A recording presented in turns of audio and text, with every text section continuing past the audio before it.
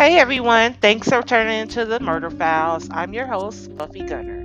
Murder File 11 will be covering the murder of Felicia Johnson, along with our featured missing person, Kierra Coles.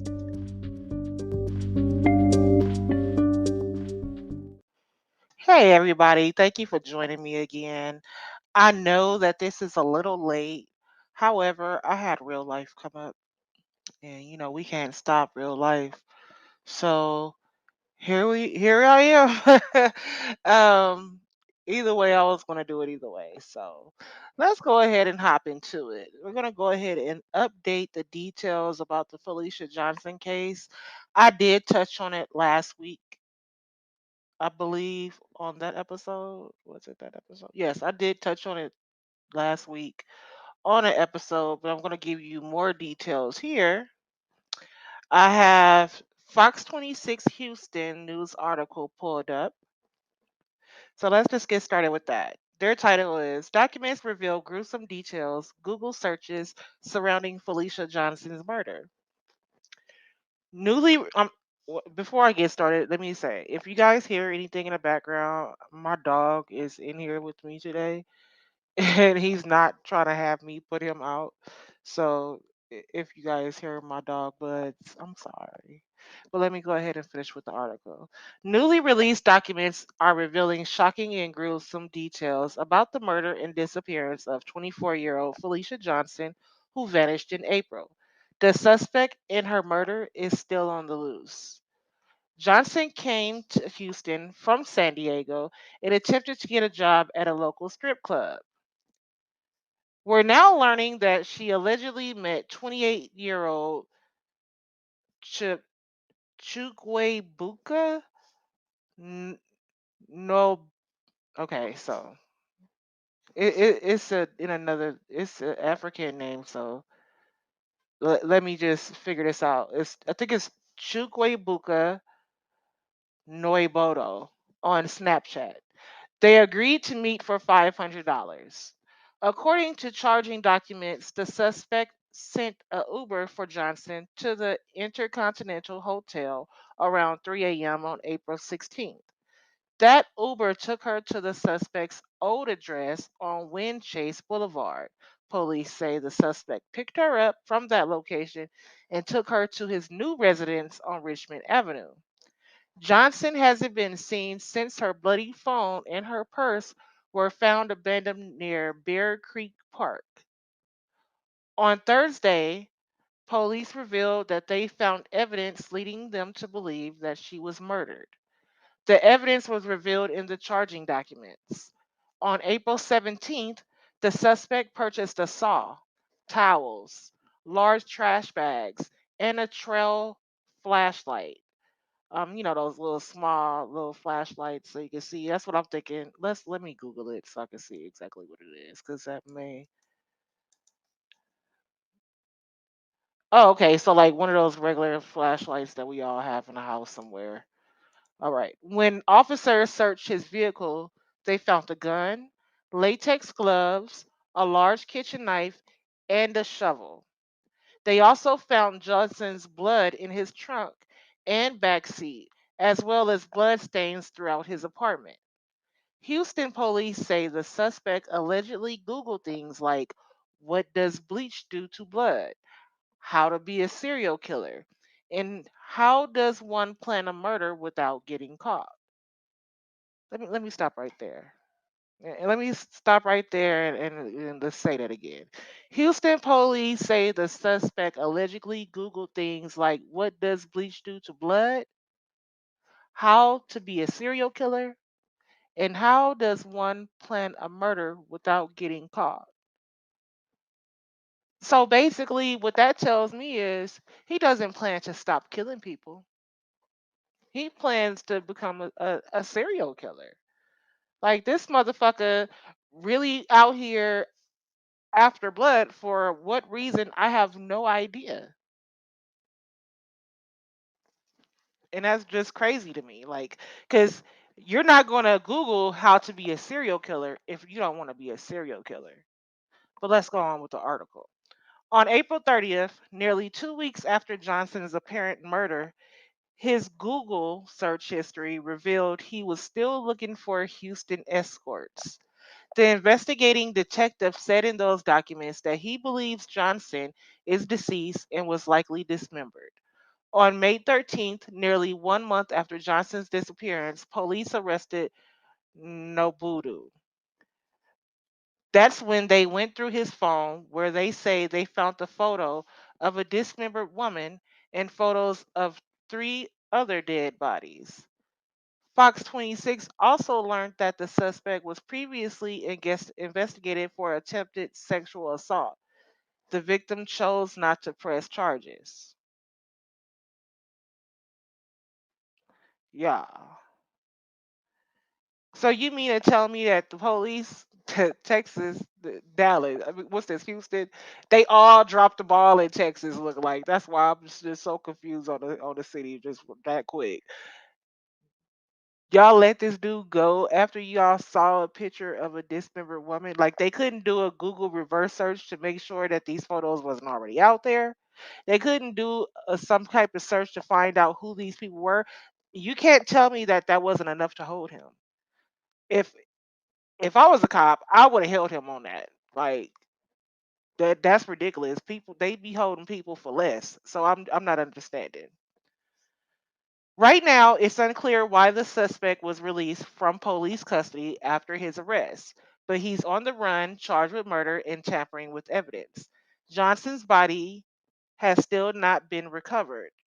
Anyone with information is asked to call Houston Police at 713-884-3131 or call Crime Stoppers if you'd like to remain anonymous at 713 521 4600. Again, that's 713-521-4600. That's the end of that article.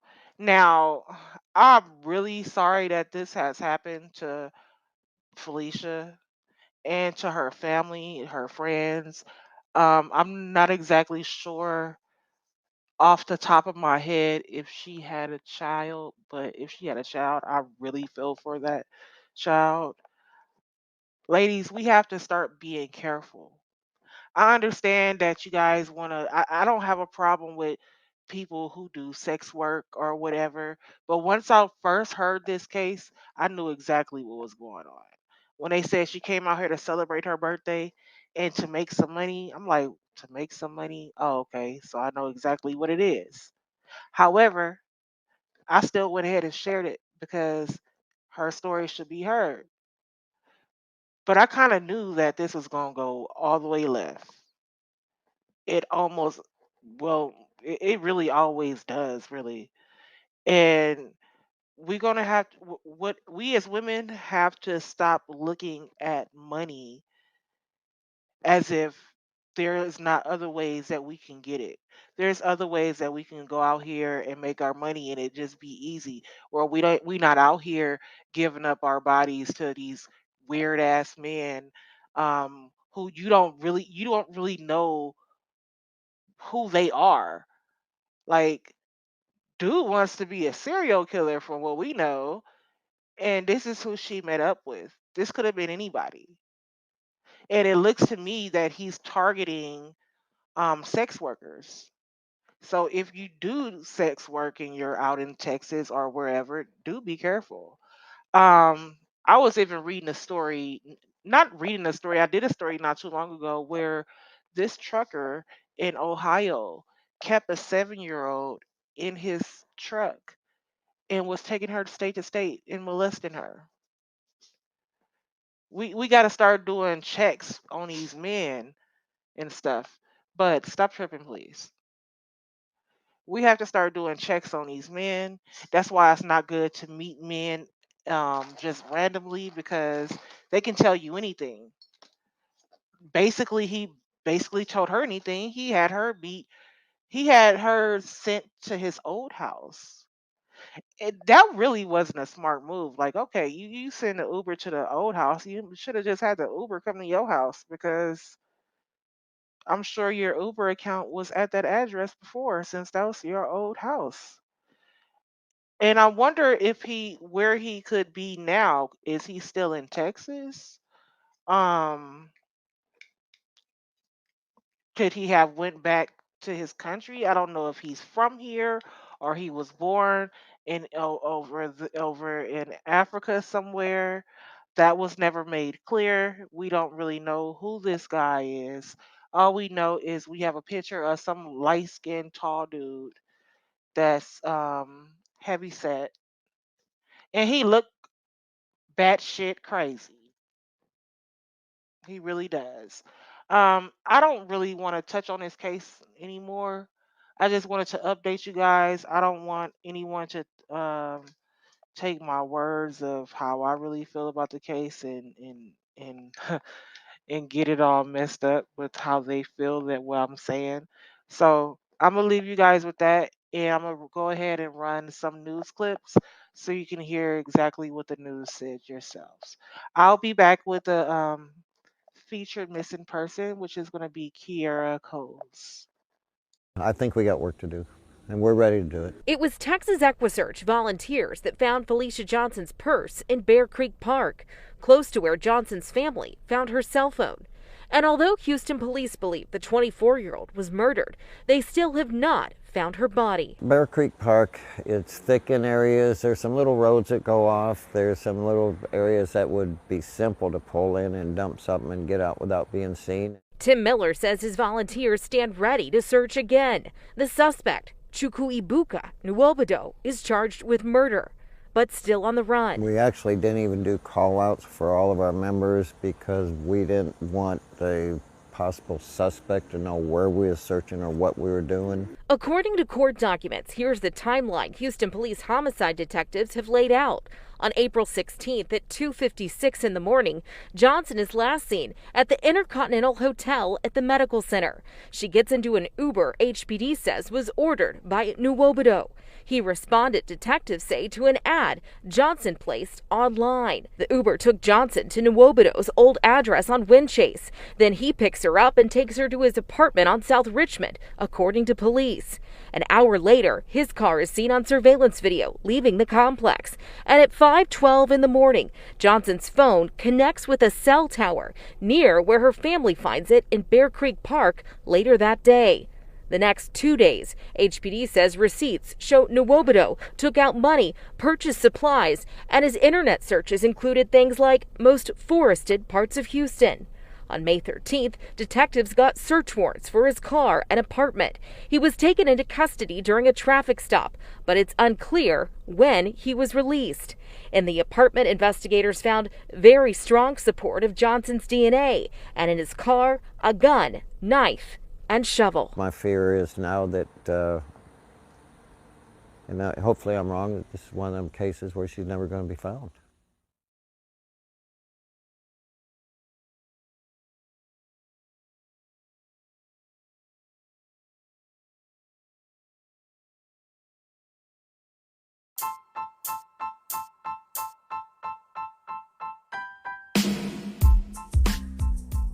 If you haven't heard about Anchor, it's the easiest way to make a podcast. Let me explain. It's free. There's creation tools that allow you to record and edit your podcast right from your phone or computer. Anchor will distribute your podcast for you so it can be heard on Spotify, Apple Podcasts, and many more. You can make money from your podcast with no minimum listenership. It's everything you need to make a podcast all in one place. Download the free Anchor app today or go to anchor.fm to get started. Thank you for tuning in to our missing person segment. We're going to talk about Kierra Coles. There wasn't a huge update. Let me say that first, but there was an update, so I did want to go ahead and touch up on that. There's a new surveillance video released, and even though you can't see it on this podcast, of course, it is on my website. I also put it on my YouTube channel. So if you just go to my YouTube channel or if you go on my website and search for Kierra Coles, it's going to be the latest article that you see. But the article reads, Chicago police release surveillance video of Kierra Coles pregnant postal worker missing since 2018. Kierra Coles has been missing since 2018, and Tuesday, this article came out June 14th. Tuesday, Chicago police released videos showing some of the pregnant postal worker's final moments before her disappearance. We just want Kierra brought home safe, Karen Phillips, Kierra's mother said. Kierra Coles has been missing since October 2nd, 2018, when she was 26 years old. Chicago police released some of the last images of her before she vanished. I'm sorry. At approximately 10:43 p.m., Kierra Coles was seen on surveillance video making two ATM withdrawals at a business in the 8600 block of South Cottage Grove. CPD Homicide Lieutenant William Silvar said Kierra, a postal worker who was 3 months pregnant, excited exited the business 3 minutes later. These are the last recorded images of Kierra. It was just days of searching and passing out flyers, Phillips said. After searching through hours of video, police put together a timeline of her disappearance. During the course of that night, Kierra entered her residence in the 8100 block of South Vernon, Lieutenant Silvar said. A man who police identified as a person of interest also arrived and entered the residence. Kierra and the man later got into her car and drove off with Kierra in the driver's seat. Minutes later, Kierra was seen on the surveillance video using the ATM. Police said less than an hour later that same vehicle was seen parking in another area of the city. The person of interest gets out of the passenger side of the car, but no one exited the driver's side. The next day, the person of interest is seen parking Kira's vehicle near her residence before entering the building and exiting with unknown items, Silvar said. The man was then seen dropping off in his vehicle parked on a street overnight.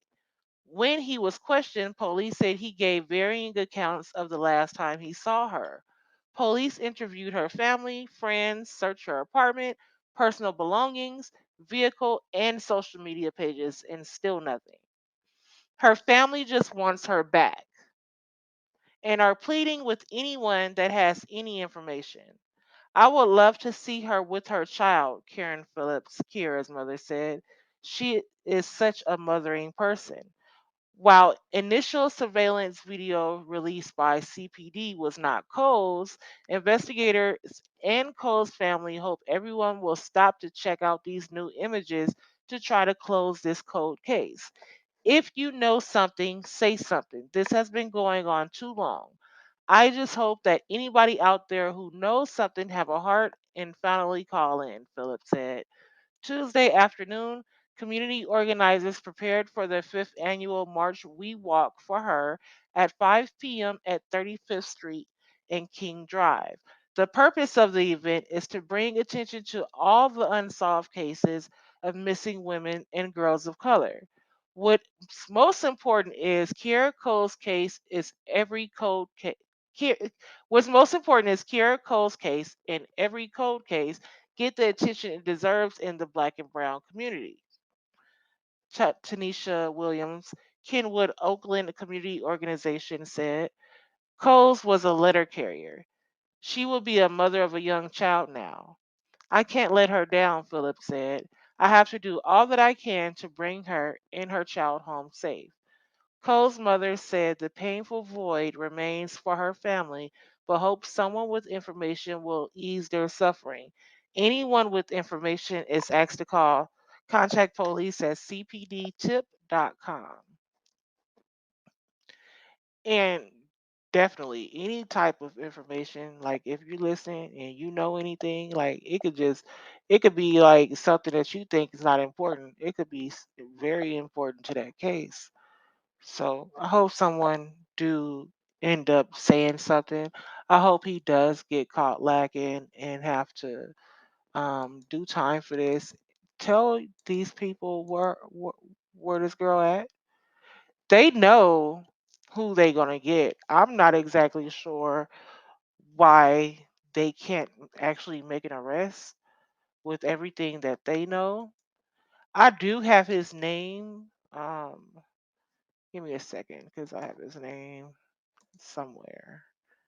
Actually, I know exactly where it is. I'll give you guys his name.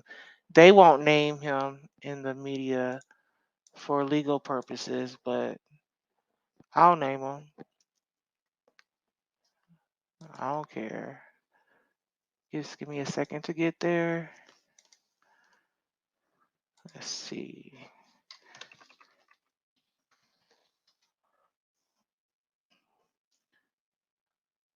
All right.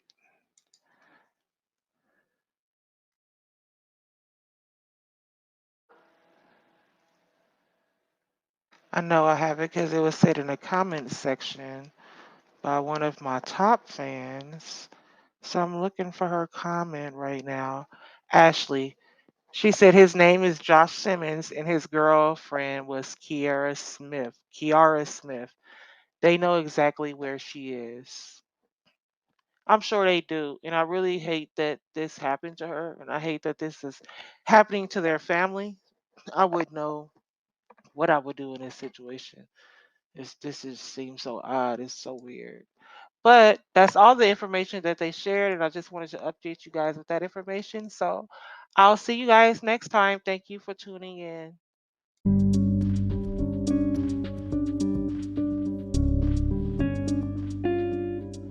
Thanks for listening to the Murder Files with me, Buffy Gunner. If you like what you just heard, I hope you'll pass along my website address, illicitdeeds.com, to your family and friends. And please leave us a positive review wherever you're listening. Be sure to share this episode to your timeline and check me out on social media at Illicit Deeds. This has been an Illicit Deeds production. Join me next time for another episode of The Murder Files.